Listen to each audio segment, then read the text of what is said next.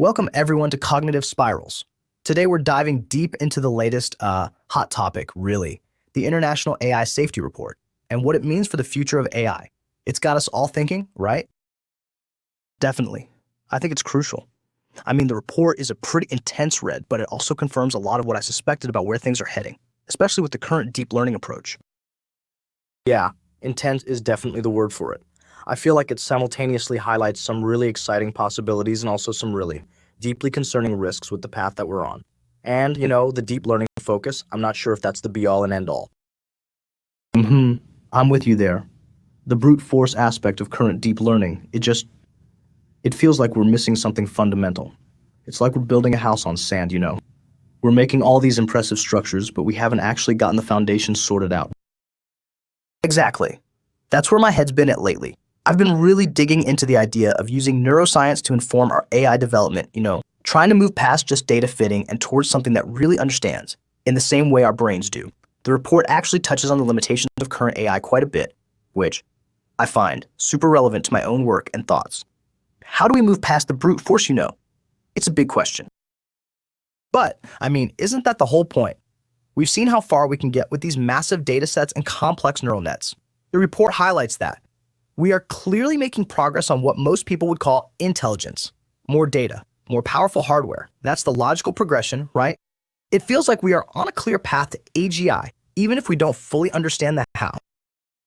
Yeah, but is it true intelligence though? Like we can get a neural network to identify cats in a million photos and do it brilliantly. But does it actually understand what a cat is in the way that a child does? Does it understand, the concept of catness?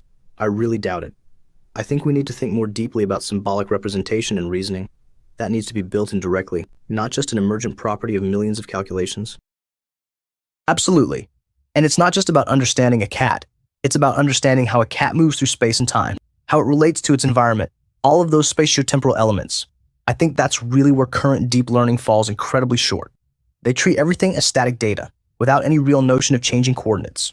I think the core to AGI is that ability to translate between different representations. How do we get an AI to do that? That's what we should be chasing, not just data volume. Right.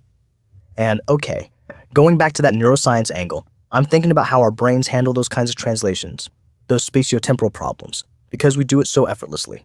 There's something there in the underlying neural architecture that's just not being captured in our current algorithms. I've been looking at the idea of building a more nuanced model, that's grounded in these biological principles. And this whole inverse constitutional AI thing, it's got me thinking along similar lines, although not for AI safety, really. Yeah, I'm intrigued by this inverse constitutional AI too. It's fascinating how the report suggests extracting principles from constitutional documents. That seems like such a fundamentally human thing to do. It is basically trying to take the messy, often contradictory, and context-dependent rules of the world and convert that to something that an AI can reason with in a principled way. I think this is a far more sophisticated method than the brute force statistical approaches. It provides some structure. But ultimately, I see that as being another data point. We use these abstracted principles along with the large data sets to further improve the models. I see this as the next step on the path. See, but that's what I'm worried about. Treating a constitution like a data set feels almost sacrilegious or something. It's reducing complex, nuanced legal and ethical frameworks to just patterns of words. The real meaning lies in the interpretation and the reasoning, in how those principles interact in real-world situations that are constantly changing. We need to be modeling that, and I really don't think that deep learning or more data is going to achieve that goal. We need more symbolic processing. We need to build that capability into the algorithms from the start, rather than hoping that it magically emerges. Yes, and it's not just the principles themselves, but also how those principles relate to the coordinate system we are operating in. Think about the interpretation of laws in different legal systems or even the same legal system at different points in time. The underlying principle might be the same, but its application is entirely spatiotemporally dependent. The AI will need to understand that context for it to make any sense at all. This is where, this idea of translation between different coordinate systems starts to make more sense. It's the key, I think. We need an algorithm that can say, okay, this is the principle expressed in coordinate system A, but here's how that principle maps to coordinate system B. That seems crucial. That's a great way to put it. That concept of translation, that is precisely what I am thinking about with the neuroscientific aspect. I've been fascinated by brain-computer interfaces recently because they show how we can start to observe neural activity directly. We can observe how the brain navigates these different coordinate systems, and maybe that provides some clues. We are really still at the very, very beginnings of AI, and I think this provides a huge hint at where we need to focus. The idea of extracting constitutional principles is intriguing, yes, but how do we map these into something resembling a neural representation? How do we make it more than just, symbols or words? But the deep learning models are representing those principles just in a way that isn't interpretable to us. That's the black box nature of these systems. The inverse constitutional approach seems to be taking those hidden representations and, in a sense, making them more understandable by linking them to the written principles. The neural network, when properly trained, can find those patterns, and then we just need a method to represent them. That seems like progress, not a dead end, as some people would suggest. I just find that so incredibly unsatisfying, though. We are getting an output, yes, and it might be an output that aligns with human values, or at least appears to. But if we don't understand why the system is making these choices, then that feels incredibly dangerous and unsafe. It's like we are building something we don't control, and we don't really know what the limits are, because the reasoning is hidden away in these opaque weights and biases. That really worries me. We need to make the reasoning processes explicit and understandable, or I feel like we're just asking for trouble, even if we add all the safety protocols in the world. Right. And the why is so deeply connected to the context, to that spatiotemporal element I keep banging on about. It's not just about applying the same principle in every situation. It's about applying it in a way that's appropriate for that specific situation and time. That involves, understanding different coordinate systems and how to translate the principle into that context. And current deep learning models struggle with that because it isn't inherently built in.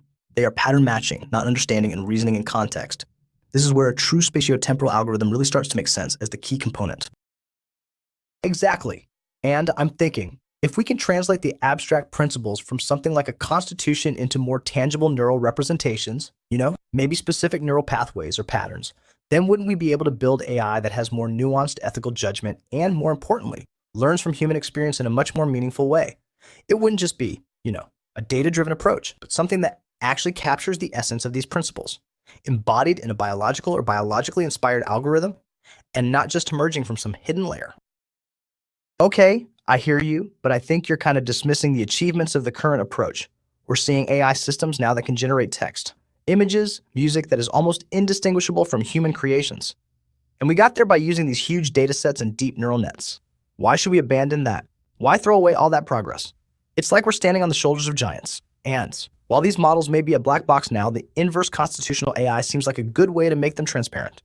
It's a path, We are not just trying random things. The progress is real. But that's just mimicry, though, isn't it? They are not understanding. They are just generating statistically likely sequences of words, images, or sounds based on their training data. That's not real creativity or intelligence. And yes, we've made progress, absolutely, but we might be hitting a ceiling in terms of what we can achieve with this method. I think we need to acknowledge the inherent limitations of relying solely on deep learning and start exploring other avenues, other approaches. We have to start looking beyond more data and bigger models at some point. And that's exactly what I am talking about with spatiotemporal representation. It's a fundamental limitation. The more data approach implicitly assumes that everything can be reduced to static data points. But the real world isn't like that. It's dynamic, changing, and everything is connected to its context. If we are focusing on deep learning and all its static data analysis, we are totally ignoring all the critical spatiotemporal data, that data that can really form understanding instead of prediction. We are simply building a system that can predict outcomes, not one that can actually understand them in a more intrinsic way. Okay, so let's say we agree on that. Current deep learning has limitations and we need something else. Where do we go from here? What are some concrete areas of research that we should be focusing on? From my point of view, it's clear. We need to dig deeper into the neuroscience of intelligence. We need to start looking at how the brain represents and processes information, and how those neural processes might be translated into AI architectures, specifically those that are able to handle spatiotemporal data and abstract reasoning. The BCIs give us insight here, and I think we need to use that. Well, for me, the next step is to build on current deep learning approaches. The inverse constitutional AI work has shown us the value of extracting principled representations, and we should continue to explore these techniques to make neural networks more understandable, interpretable, and transparent. We need to find ways to generalize these extracted principles so they can be applied across many different domains to see if we can push towards true AGI. That's where the real payoff will be, not trying to reinvent the wheel. I think we need to start thinking beyond just data fitting and start focusing on building knowledge representations, not just learning hidden patterns. We need to integrate symbolic reasoning into our models using neuro-symbolic algorithms that can understand abstract concepts like constitutional principles and use those concepts to actively solve new problems. It's more about building something with real understanding, and less about just building a more accurate pattern matcher. I think a real focus needs to be on developing algorithms that can intrinsically translate between different coordinate representations. This needs to be a fundamental part of any intelligence system, not an afterthought. We need to research ways to integrate mathematical frameworks to translate between different coordinate systems and build these algorithms into an AI architecture. This is absolutely vital. Otherwise, we are just building very powerful, very dangerous pattern matchers that have no real connection to real-world understanding. That's my take anyway. Right. It's interesting that we've all arrived at such different conclusions even when working with the same report. I mean, it's clear we're all thinking about the future of AI, but with such vastly different approaches. I think we are all in agreement that some major shifts in thinking and methodology are needed to get closer to true AGI. It's clear we all see limitations in the current models, but the pathway ahead will be, to say the least, interesting. Yeah, I think these disagreements are actually pretty healthy. It forces us to really examine our assumptions and refine our ideas. If we were all agreeing, that's when we should be worried. This conversation, though, really shows that there are so many potential avenues that we should be exploring. The real path is definitely going to be more nuanced than just more data. That was a really interesting discussion. Absolutely. And I think this whole discussion has highlighted the need for a really multidisciplinary approach, where we bring in insights from computer science, neuroscience, philosophy, law, all of it. It's not enough to just be thinking about algorithms and data sets. We really need a deeper understanding of what intelligence actually is. And I think that's only going to come by taking a step back from current trends and focusing on some of the more fundamental questions about cognition and reasoning. Yeah, definitely.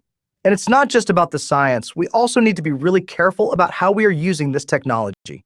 We need to be sure that any future AI systems are designed for the benefit of humanity, not just for the sake of innovation. And I really feel that will only happen with a true understanding of what intelligence is, not just pattern recognition. This conversation was absolutely invaluable. We really need to start thinking outside the box if we want to move past our current limitations. That means looking at these problems from a variety of perspectives. Anyway, that's all the time we have today. Yes, indeed. Thanks everyone for joining us today on Cognitive Spirals. It's been a fascinating discussion, and we look forward to continuing the exploration next time.